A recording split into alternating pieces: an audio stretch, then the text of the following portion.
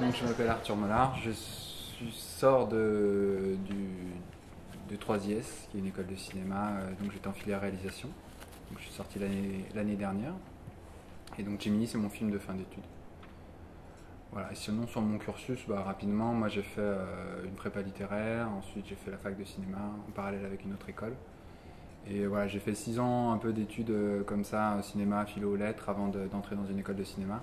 Moi, je m'appelle Benjamin Brenière et j'ai 31 ans et j'étais aux Ateliers du Sud-End dans le 18e, une école de théâtre de 2005 à 2009.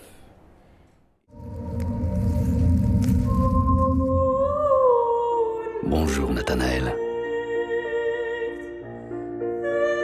Il est 7 heures. Donc le film se déroule dans un futur assez proche où en fait la plupart des gens ont une puce électronique dans le cerveau qui leur permet de passer en mode automatique quand ils le souhaitent, donc ça leur permet de faire ça les dote de compétences physiques préprogrammées en fait.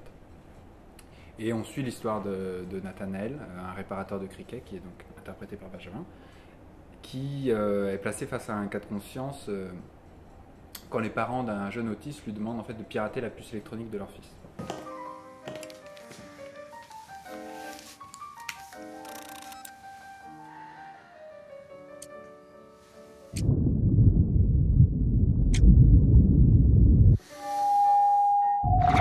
C'était une manière de parler un peu de la société d'aujourd'hui, du rapport que l'humanité entretient avec la technologie, de notre rapport de dépendance à la technologie. Donc on voulait parler de notre rapport au smartphone ou ce genre de choses, à Internet, aux ordinateurs. Voilà, c'était ça dont on voulait parler. Et puis le fait que on est de plus en plus assisté et que les gens commencent à délaisser de plus en plus l'usage de leur libre arbitre. Donc, nous, ce qui nous intéressait, c'était de montrer comment la technologie pouvait répondre à ce désir-là de lâcher prise dans un futur proche. Alors le scénario, c'est à la fin de ma deuxième année, j'avais envie de faire un court-métrage un peu personnel, mais pour le coup, c'est peut-être pas le mieux pour faire des courts-métrages personnels, les écoles de cinéma. Je sais qu'il y en a pas mal qui ont essayé et qui sont un peu cassés les dents là-dessus. Donc moi, ce que je me suis dit, c'est que j'allais faire quelque chose de moins personnel et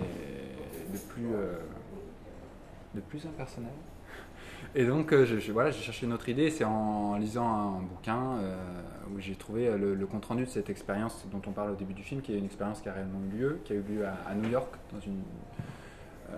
c'est en 2002, où des scientifiques ont installé une puce électronique dans le cerveau d'un rat qui leur permettait en fait de contrôler les mouvements du rat à distance. Et donc j'ai essayé d'imaginer quelles pourraient être les conséquences de cette technologie-là si on l'installait sur des cerveaux des êtres humains et puis si on la commercialisait pour un usage domestique, si ça devenait le nouveau smartphone en fait. Et à partir de là, j'ai travaillé avec Teddy Jacquier, donc mon co-scénariste, qui est dans la filière scénario de 3IS, lui, qui était un mec dont j'avais énormément apprécié le travail l'année d'avant, parce que l'année d'avant, en deuxième année à 3IS, on fait des séries télé en fait, en 3 épisodes, donc chaque réa fait un épisode. Et lui, il avait fait une série télé qui était vachement bien. Donc il était un peu le showrunner, il était scénariste. Et lui, il avait beaucoup aimé la série télé que moi j'avais fait. Et donc on avait envie de travailler ensemble. Et voilà, on a un peu additionné nos forces sur ce projet-là. Après, il y a 1 an d'écriture. Un peu moins peut-être. Non, moins. Ouais, non, allez, on va dire il y a 6 ou 7 mois d'écriture, où on est suivi par des espèces de script doctors, en fait, des intervenants en scénario qui nous donnent des conseils. Il y en a 2 ou 3 à l'école, donc c'est vachement intéressant. Votre cliquet sera toujours là pour vous. Gemini s'occupe de tout. J'attendais un homme beau. Et Enters Me. J'ai fait oh yeah. Non, alors qu'est-ce qu'on cherchait? On cherchait quand même quelque chose de vraiment spécifique et de vraiment difficile pour Nathanaël. On cherchait une espèce de froideur et de maîtrise totale. C'est l'histoire d'un personnage qui évolue, qui s'humanise progressivement pendant le film. Donc il fallait quelqu'un qui puisse avoir cette froideur, un peu cette condescendance. Comme Benjamin est très condescendant, ça marchait bien. C'était naturel, ça. Ouais. Et on a essayé de l'humaniser pendant le tournage. Ça a été très difficile. Ça, en revanche, c'est vrai que. Je sais pas si on y croit au final. On n'y croit pas trop. Non. Mais on a fait ce qu'on a pu. C'est ça. Et donc, j'ai vraiment vu plein d'acteurs. Bon, bah, je sais pas comment font les autres cinéastes. Nous, on a posté des annonces sur cinéaste.org. Et là-dedans, il y a vraiment un nombre de gens, d'aspirants comédiens qui est hallucinant. Enfin, on peut pas rencontrer tout le monde. Donc, au bout d'un moment, moi, j'avais écrit des scènes spécialement pour le casting.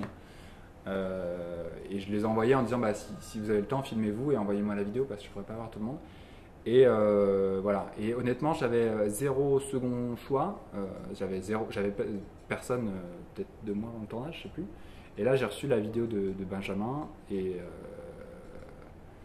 c'était assez magique parce que bah, physiquement, ça concordait parfaitement. Mais quand on fait beaucoup de casting, on est habitué à ce que physiquement, on se dit ah c'est cool, puis on est déçu un peu par le comédien.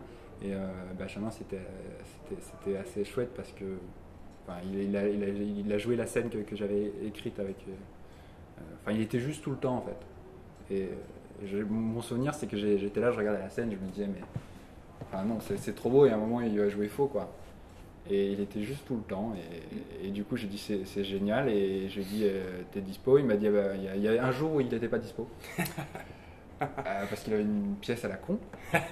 Et du coup, on s'est dit c'est mort parce qu'on avait 7 jours de tournage et on ne pouvait pas perdre un jour au niveau séquençage. Donc là, j'ai dit putain, c'est juste pas possible. Donc on a dit bon, bah, on va se rencontrer quand même, on va quand même faire un casting. Histoire de quoi. Ouais. On avait du temps à perdre et le casting était tellement bon que l'assistant Réa était là.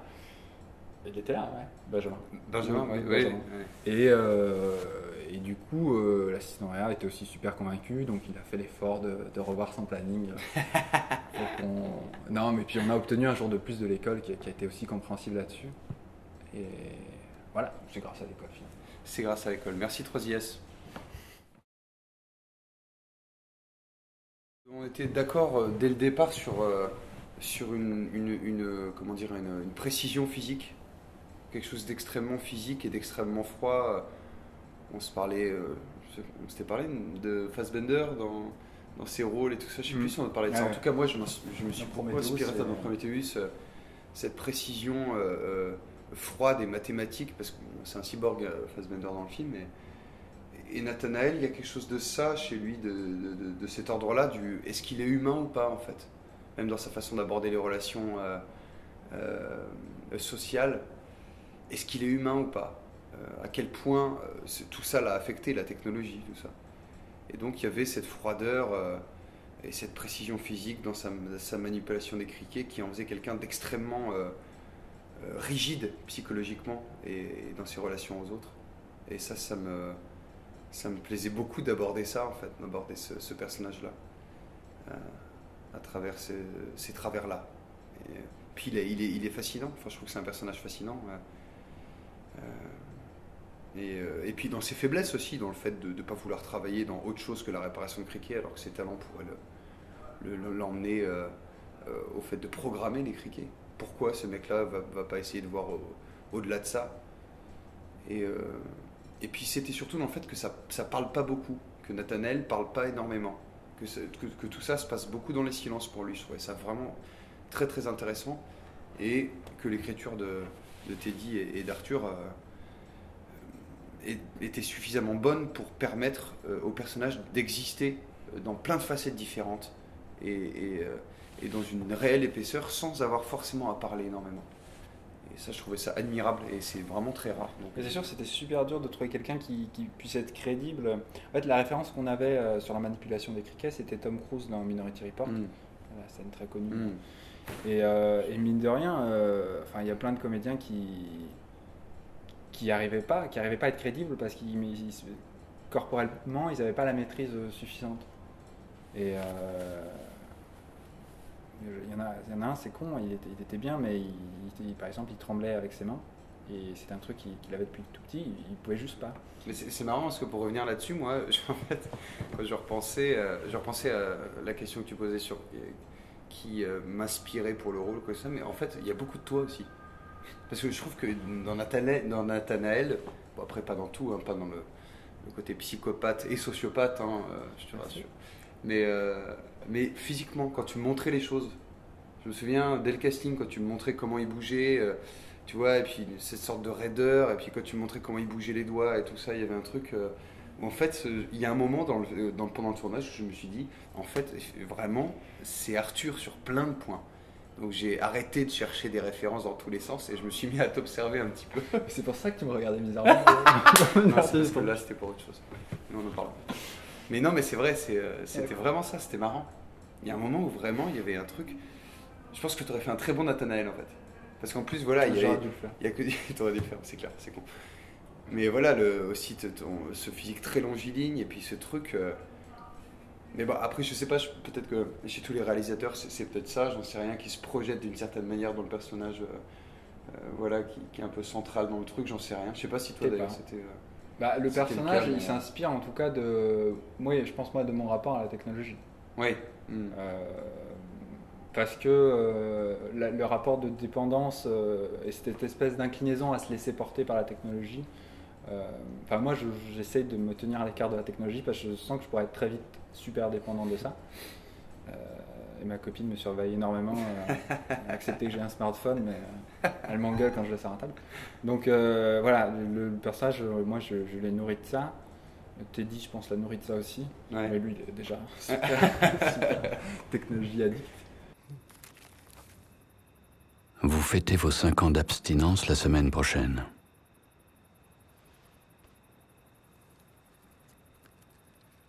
J'ai un Gemini moi aussi. Jimbo.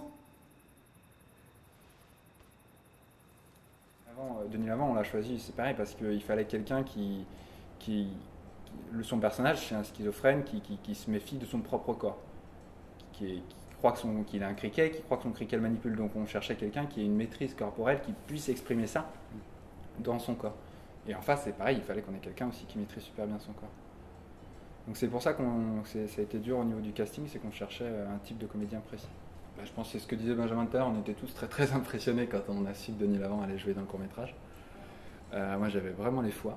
La première répétition que j'ai fait avec lui, j'avais vraiment les foies. Mais bon voilà, c'est un mec vraiment formidable, super humain, très simple. C'est un artiste en fait, il aime son travail et il le fait. Et il se moque absolument d'être payé. Ouais. Il fait juste les rôles qui l'intéressent. Donc c'était super bien. Et comment on l'a obtenu? Moi j'ai posé le scénario du film dans sa boîte aux lettres. J'ai réussi à récupérer son adresse postale. Et il m'a envoyé un SMS 2 semaines après en me disant qu'il serait intéressé et qu'il fallait que je contacte son agent pour voir s'il avait 2 jours qu'il pouvait débloquer. Et un emploi du temps quand même très très chargé. On a quand même réussi à débloquer 2 jours. Et voilà. Et c'est chouette parce que c'est un mec... quand tu regardes les rushs, toutes les prises sont bonnes et à chaque prise en fait, t'as une variété, t'as un choix différent à chaque prise. Et donc c'était assez magique. C'était dur au montage de choisir, mais c'était vraiment magique. Et mes monteurs étaient vraiment, ils prenaient leur pied. Alors moi j'adore le cinéma fantastique. C'est vraiment le cinéma que je préfère. Donc de manière assez globale, je comprends la science-fiction dans le cinéma fantastique. Voilà, donc tous les projets que j'ai, c'est toujours plus ou moins fantastique quelque part. Parce que je vois le fantastique moins comme un genre que comme une manière de mettre en scène la réalité pour la rendre moins familière et plus étrange. Et honnêtement, c'est la seule chose qui m'intéresse moi quand j'ai envie de réaliser un film ou de raconter une histoire. Et voilà, au niveau des références, on en avait plein, on avait vraiment des tas. Et moi, j'ai montré 4 films à l'équipe avant le tournage. C'était Bienvenue à Gattaca, Minority Report, Intelligence artificielle, donc AI de Steven Spielberg. Enfin, j'ai montré 40 premières minutes du film qui sont extraordinaires. Et Les Fils de l'Homme, Alfonso Cuarón, qui est extraordinaire aussi. Et qui, pour le coup, voilà, est un futur très très très proche, comme une espèce de simple prolongement du présent. Et c'était un peu notre référence parce que de toute façon on n'avait pas les moyens de faire Minority Report ou Blade Runner. Donc on voulait un futur très simple, très proche de nous, avec peu de technologie parce qu'on s'est dit la technologie elle s'est tellement miniaturisée qu'elle s'est volatilisée, quoi. Elle s'est lissée dans le réel et donc ça nous arrangeait bien On avait juste les lunettes et les élastiques pour faire la SF. Alors, moi j'aime le cinéma quand même assez populaire. Pas que, mais quand même. Enfin, j'ai beaucoup d'admiration pour les mecs genre Steven Spielberg ou. Alors on peut dire Kubrick, mais peut-être moins populaire. Mais qui font du cinéma qui est accessible à tout le monde et que tout le monde peut comprendre. Ça, c'est super important pour moi. Et c'est super dur à écrire en fait. Et il y a la simplicité où c'est tellement dur à atteindre que je trouve que c'est un vrai défi. Moi, c'est ce qui m'intéresse. Enfin, c'est important pour moi que tout le monde puisse comprendre le film. Burton aussi, tu veux parler de J'adore Tim Burton. Première période. C'est marrant d'ailleurs quand on pense à Edouard aux mains d'argent. Ouais. Tu vois, à ce côté-là. Ouais. Et pour le coup, Edouard aux mains d'argent, bon, c'est une parenthèse, mais je pense que quand il allait chercher Johnny Depp, il cherchait un mec qui était pareil, qui corporellement pouvait faire passer son personnage. Il est fou, quoi. Oui, il est dingue. On a eu vraiment, je sais pas, les planètes ont concordé quand on a sorti le film, mais en octobre, on a été au Paris International Fantastic Film Festival, qui est le gros festival de cinéma fantastique à Paris. Et donc on a été sélectionné là-dedans. Et on a eu les 3 prix qui étaient en jeu. Donc ça nous a fait c'était notre premier festival, donc ça nous a fait une belle rampe de départ. Et après ça, on a été à Clermont-Ferrand.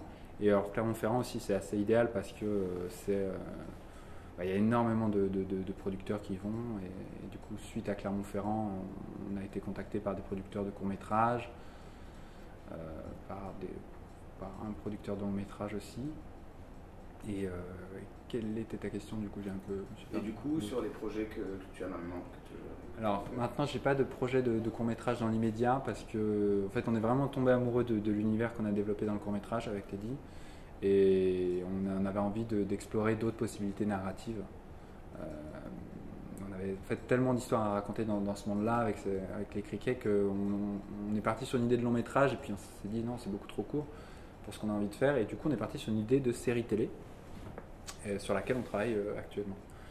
Voilà, on n'a pas encore de producteur, mais c'est ce sur quoi on met toutes nos forces en ce moment.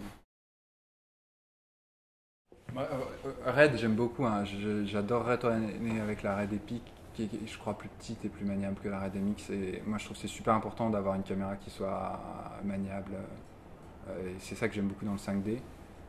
Après, le 5D, ça a d'énormes défauts aussi. Mais je disais que c'était un Eldorado pour tous les cinéastes en herbe et qui n'ont pas de budget. Parce que pour le coup, on a une image qui est belle. Qu'on n'avait pas quand on était obligé de tourner avec des caméras Sony numériques dégueulasses en DV.